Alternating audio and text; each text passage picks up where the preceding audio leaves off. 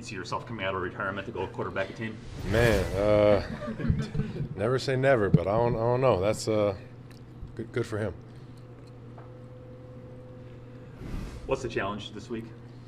Yeah, I think obviously they're a very good defense. Probably one of the best defenses we've seen all year, and the numbers are all kind of back that. But yeah, I think obviously the pass rush they have, the sacks they've been able to generate, and you look at the defense all across the board. I think they got really good players and a really good scheme. So it'll be a good test for us to be able to go out there and see what we can do as offense.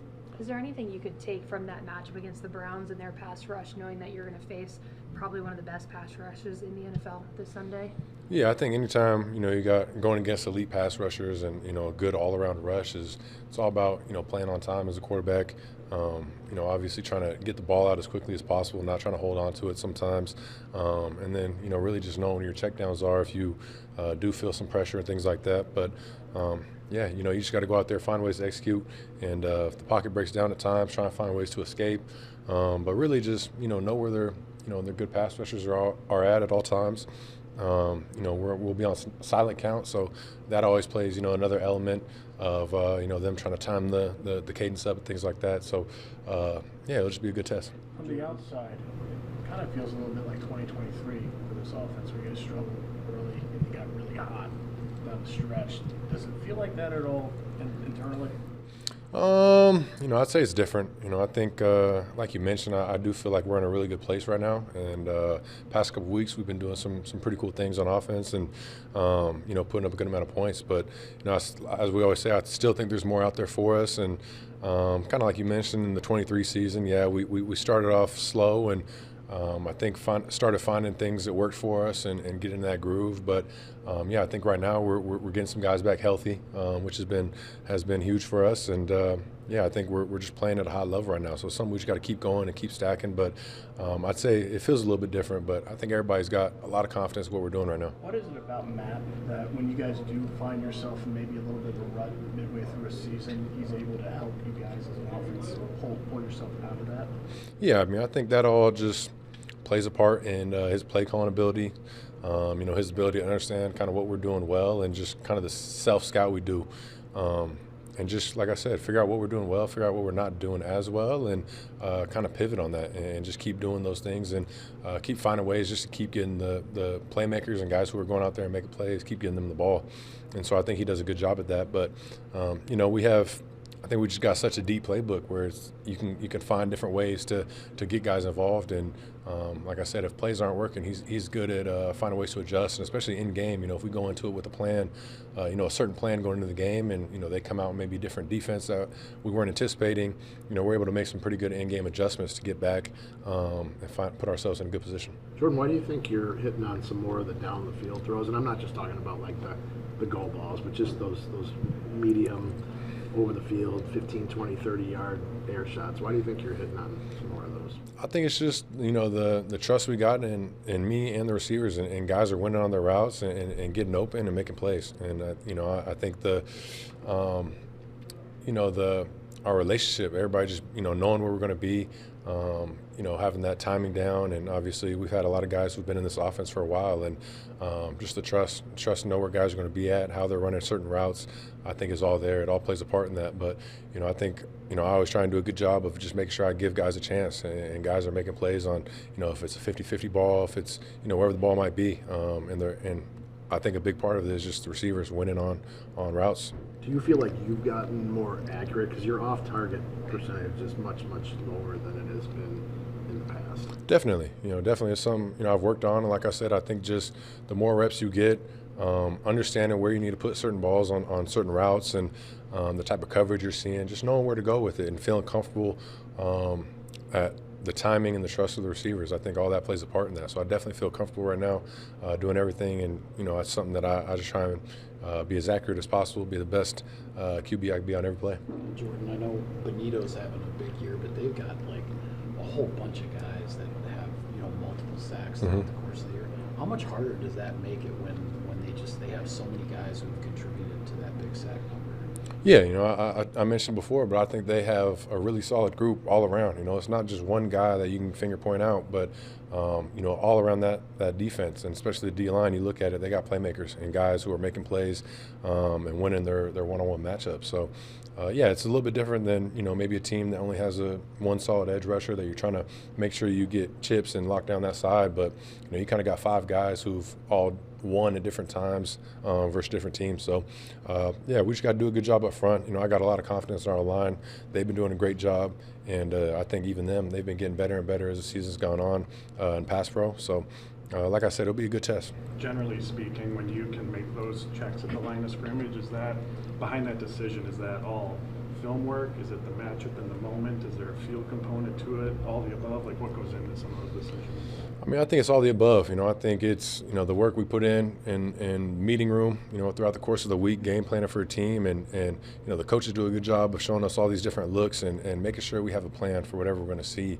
And obviously, it comes down to us being able to go out there, recognize what coverages we're getting, and everybody be on the same page when we start making checks to the line, and just being dialed in, so we can pick some of the protection stuff up we need to pick up, and then obviously the receivers will be able to go out there and win some of the routes. But it just takes everybody being dialed in. I think that's another area that we've grown in. Everybody being in this offense for a little while now has been able to grow, and we've had moments where we've got burnt and we haven't been able to score touchdowns maybe if a team brings all out. And I think you just got to learn and grow from those moments. I want to ask you about Matt. What's going through your mind late in the first half Sunday when you're getting ready to go back on the field, trying to put a 2-minute drive together, and you see the clock draining down the way it was? When the defense was on the field, you're saying? Yeah. So, it could have. You had 3 timeouts. Could have stopped it. You're talking about the end of the game, Yeah. end of the first half. Oh, I mean, anytime you're on the sideline and kind of you get to the end of the half where you're on the sideline watching, you're just hoping that you're able to get enough time to be able to put a drive together, really just see what the situation is. But yeah, I mean, it's obviously the time's going down. You're thinking of different plays you might be getting to if you get an opportunity, and we're all talking on the sideline about what we want to get to depending on what the situation might be. But I think guys upstairs do a good job of kind of calculating how much time we might have left if we get the ball back and what the situation is going to be, and just making sure everybody's on the same page. But it's one of those where you never know what's going to happen. If they might get a first down, end up have to kick a field goal right there, or even we get a takeaway. So you just got to be ready for whatever. Is it important for a quarterback to have an idea or be cued in on the game management part, the clock management part of things that your head coach is thinking, or just kind of leave that to him? No, definitely. You definitely got to be keyed in at all times. I think that's a very important part of playing the QB position.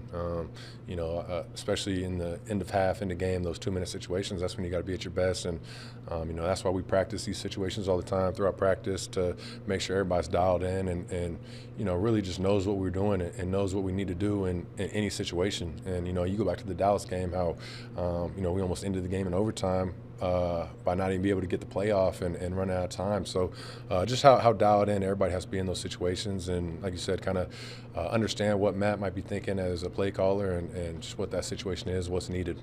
Jordan, for you, you haven't turned the ball over a lot this season, but anytime you have, you've responded, you could say, in a big way. Have you always had that, I guess, shake it off mentality since you played, or has that just kind of grown over time?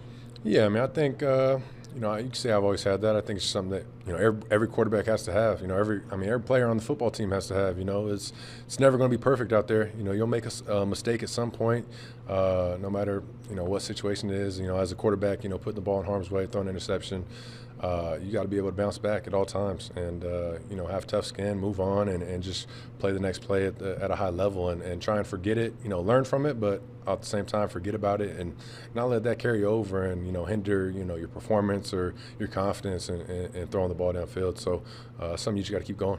You had that joint practice session last year in Denver. Could you see then that maybe they had things coming along in their defense? Definitely.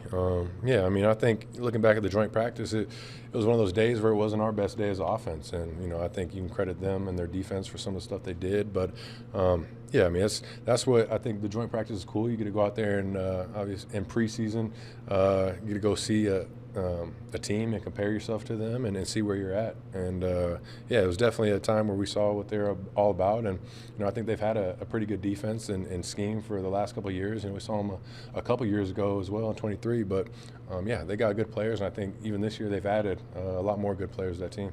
What makes Surtain so good? Yeah, I think he's just a smart corner. I think you look at his technique and everything he does it at a very high level. But I think the next step for him is just his ability to kind of read what the receivers are doing and just play that sticky coverage. There's sometimes you see on film where he's breaking on things before the receivers even kind of breaking. So I think it just goes into his film study, his knowledge of the game, and his confidence in himself. But yeah, I think he does a lot of things at a very high level. You've had quite a few of those games like Sundays where you had 8 possessions, 9 possessions. Does that increase the pressure when you go out there knowing that you only get another couple shots at it, even if it's the third quarter? Definitely. You always, anytime you go back on the field, we have the mindset where we got to go maximize every possession. We always want to finish every drive in the end zone. If not that, we want to finish with a kick, a field goal or but you always got to maximize every drive. And like you said, the thing we've been seeing the past couple weeks is teams been putting longer drives together and trying to run the ball, do different things. So, I think in that case, you never know, when might be your last possession. So you just got to try and maximize every time.